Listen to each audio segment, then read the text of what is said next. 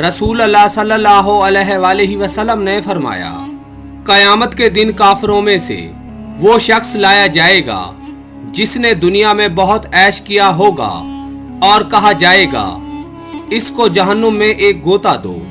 इसको जहन्नुम में एक गोता दिया जाएगा।